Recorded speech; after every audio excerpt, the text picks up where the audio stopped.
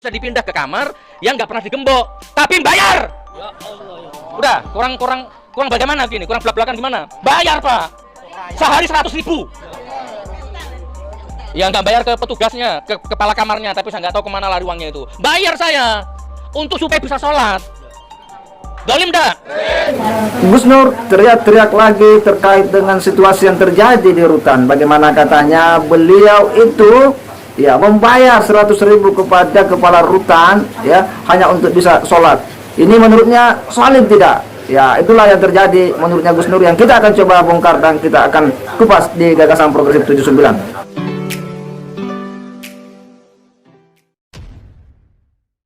Assalamualaikum warahmatullahi wabarakatuh. Kembali berjumpa dengan saya di channel Gagasan Progresif 79. Sahabat sebangsa dan setanah air di mana saja Anda berada. Kali ini Gus Nur kembali ya belak-belakan terkait dengan situasi yang terjadi di dalam rumah tahanan. Bagaimana dia mengatakan ya dia kesulitan untuk kemudian melakukan sholat ya. Bagaimana dia mengatakan dipindahkan ke salah satu kamar yang tidak digembok, tetapi itu katanya ya harus bayar ya 100.000 per hari. Ini membuat ya kita tercengang dengan berita yang selalu ditampilkan oleh Gus Nur yang merasa dia ini disolimi.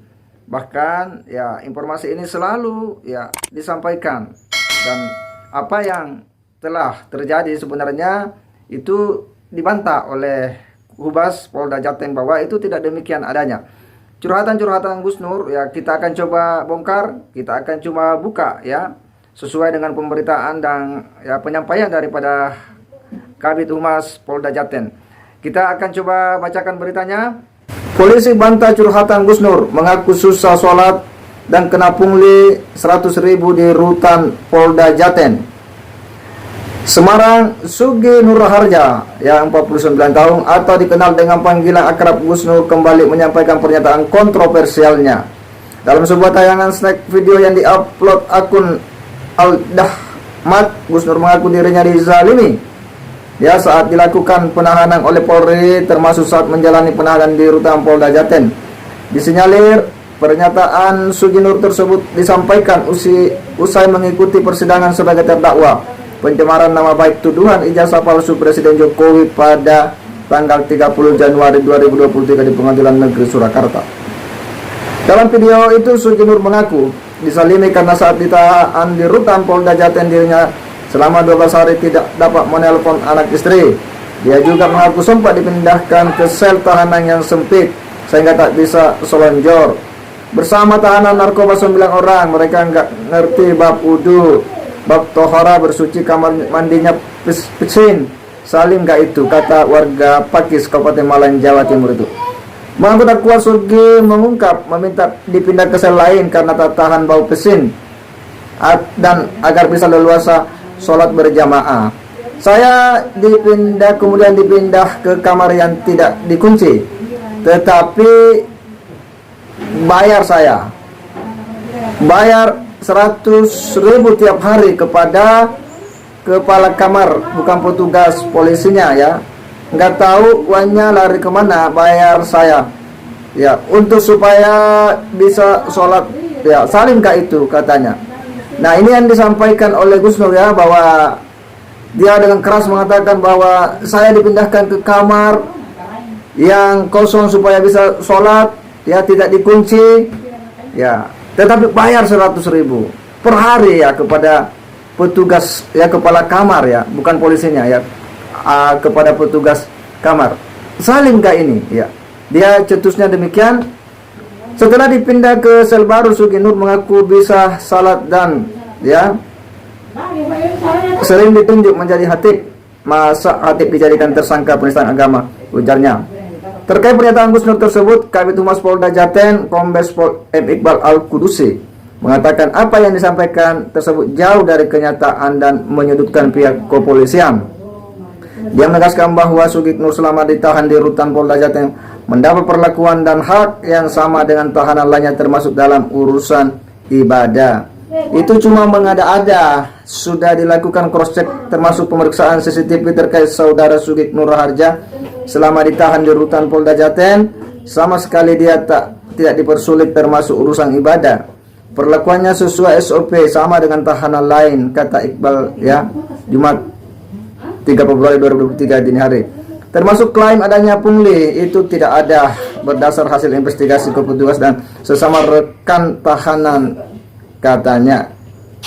Dia menjelaskan Sugeng Raharja dititipkan penahanannya di rutan Polda Jateng oleh Polresta Solo sejak 29 November hingga 19 Desember 2022. Dirinya ditahan bersama Bambang Trimulyono karena kasus pencemaran nama baik tuduhan ijazah palsu Presiden Jokowi. Berbeda dengan pengakuan Sugeng yang menyebut dirinya sempat di sel bersama 9 tahanan narkoba dan tidak bisa sholat. Kadif Humas menerangkan Gus Nur dan Bambang Tri memang sempat satu sel dengan tahanan narkoba namun tetap bisa sholat. Jumlah total di sel itu 5 orang bukan 9. Ruangannya cukup jelas dan bisa untuk melakukan salat, jelasnya. Menurutnya, ya, Sugeng sempat berulah di sel tersebut dan meminta dipindah dengan alasan supaya bisa sholat dengan leluasa. Petugas pun akhirnya meminta Sugeng dan Bambang Tri ke sel tahanan lain yang kosong agar leluasa mengobrol dan melakukan sholat. Namun di sel tahanan barunya itu Sugeng kembali mengeluh kepada petugas untuk dicarikan tahanan lain untuk teman ngobrol. Dia mengaku sudah 3 hari tidak bertegur sapa dengan Bambang Tri. Petugas pun mengakomodasi permintaan tersebut dan mendatangkan 2 tahanan lain ke selnya.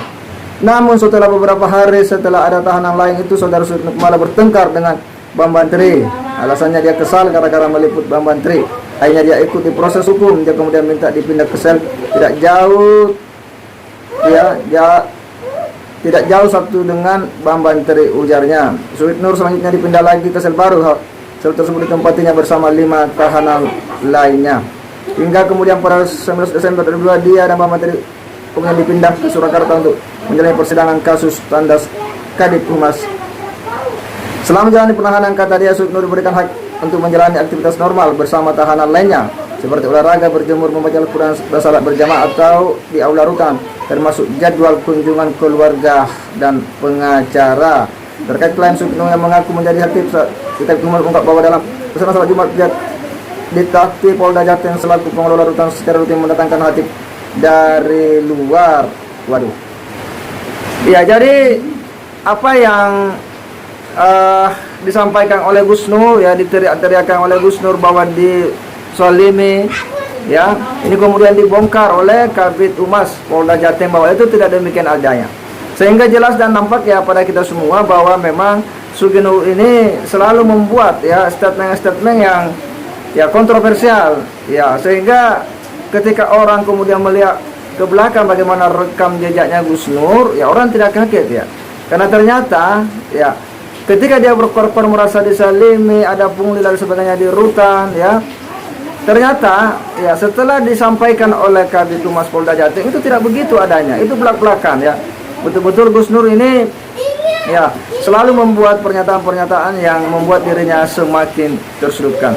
Kita berharap bahwa ya situasi ini bisa cepat selesai dan semoga Gus Nur bisa melakukan introspeksi terhadap dirinya akan situasi yang telah ya menderahnya hingga saat ini. Saya kira demikian. Wassalamualaikum warahmatullahi wabarakatuh.